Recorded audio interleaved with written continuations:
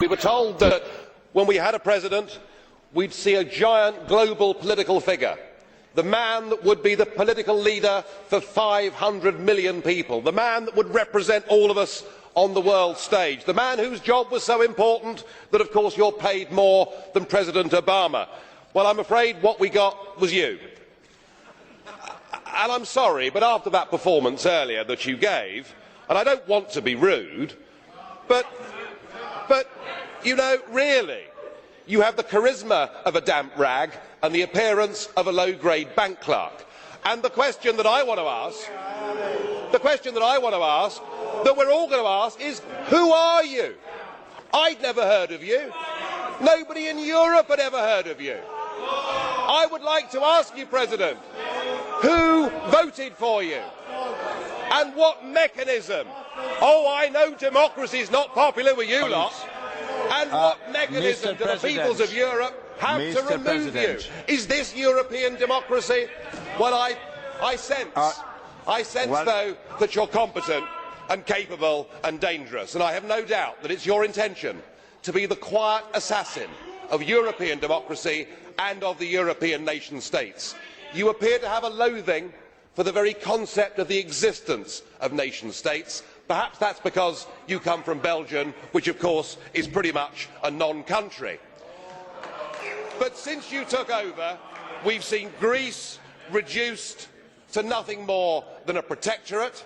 Sir, you have no legitimacy in this job at all, and I can say with confidence that I can speak on behalf of the majority of the British people in saying we don't know you, we don't want you, and the sooner you're put out to grass, the better. Well, as you said, Mr. President, you wouldn't like to be rude, and I prefer to go ahead with this statement. I'm very disappointed with you, President Buzek. It is not acceptable that in this Parliament a group chairman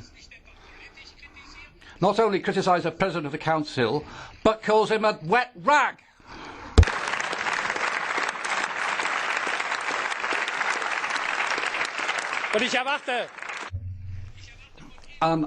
I expect you, President,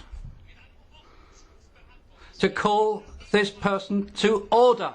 It's not right that this man should be able to trample over the dignity of this House. And Joseph Dole, it's not just a case of getting or allowing the UK to leave the EU. It'd be better for Mr Farage to resign if the European Union and the European Parliament are such bad things in his eyes. Thank you, President.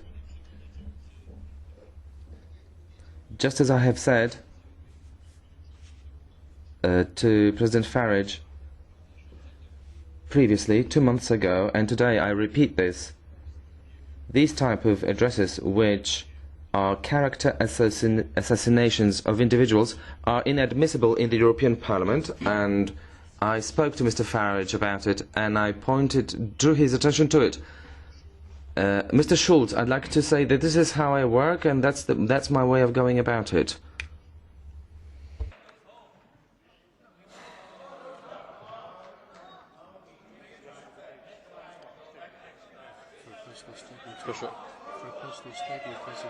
Is it personal statement? At the end of the debate.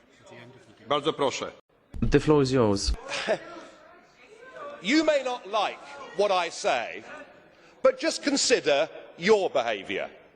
You, after the Irish people in a referendum voted no, said that our group had opened, by supporting the no vote, that we'd opened the door to fascism. You said that we had behaved as a group in the Parliament like Hitler and the Nazis in the Reichstag. We've been called by Danny Cohn-Bendit mentally weak. You know, it has to be. It can't be one way. It is not personal statement, Mr. President Farage. It is not personal statement. I am very sorry. It was not personal statement. We must keep order and all the regulations of our Parliament.